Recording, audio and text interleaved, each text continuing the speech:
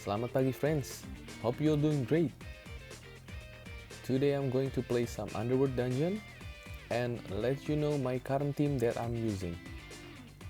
As you may already know, Underworld dungeon is a dungeon of 15 stages that you will face, and you need to defeat all the stages in order to get the rewards. I mean better rewards. You can always stop your progress and go back to floor 1 if you want, but ideally you want to finish until the last stage to get better rewards. As you progress through the dungeon, you will find more and more valuable rewards, and recently emblem was added as a reward in the Underworld dungeon.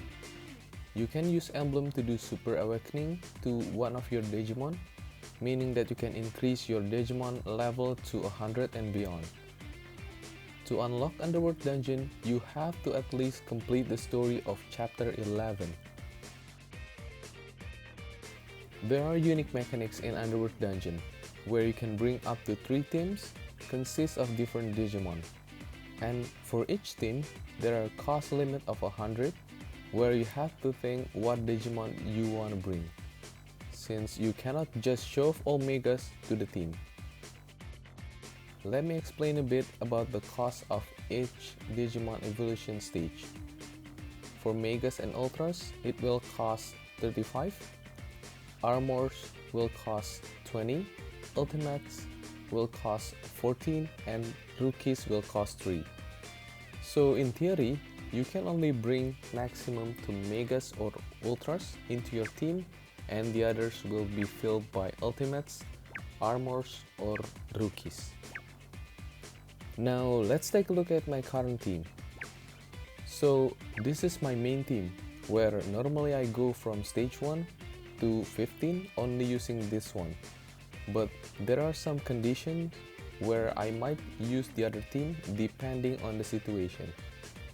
So the main Digimon here in my main team is Lilithmon and Agumon, the Google version.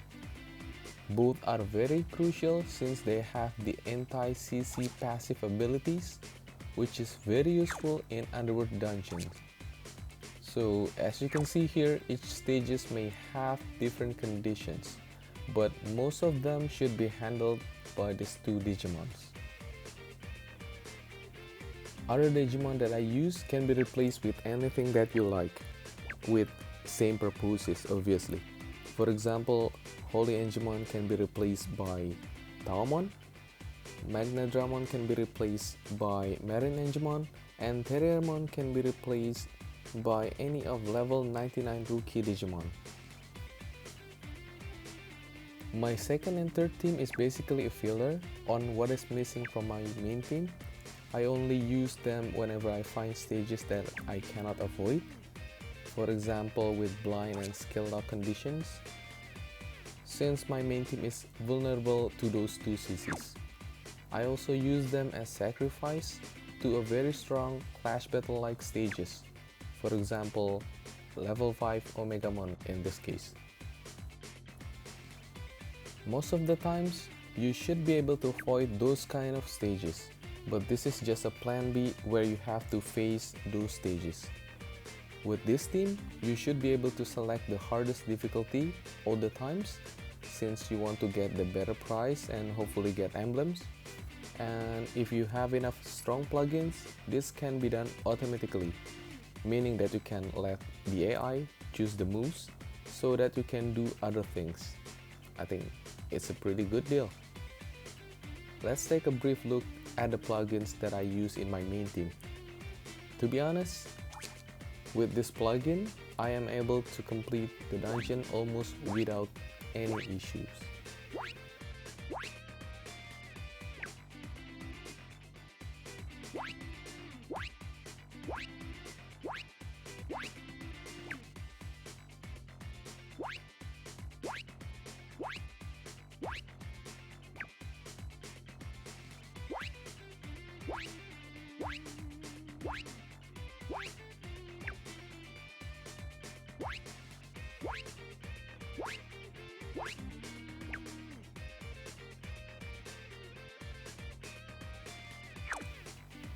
Alright, enough with the boring talk. Let's get into the action. So I'm going to take stages, selecting the highest difficulty that is available right now, so you have the idea of this team performance.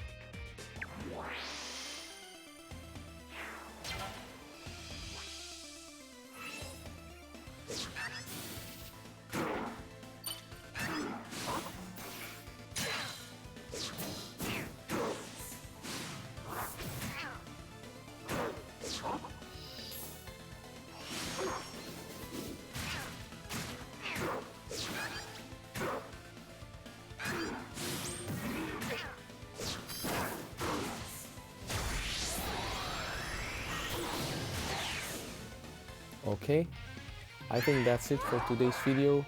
Before we close this, I just want to mention that I don't do anything on those two stages. So the AI basically just choose what moves for my team and it works perfectly. And if you have any suggestions or questions, hit the comment section. Last but not least, thumbs up if you like the video, thumbs down if you don't. Subscribe and hit the bell icon if you want more content like this one. Terima kasih.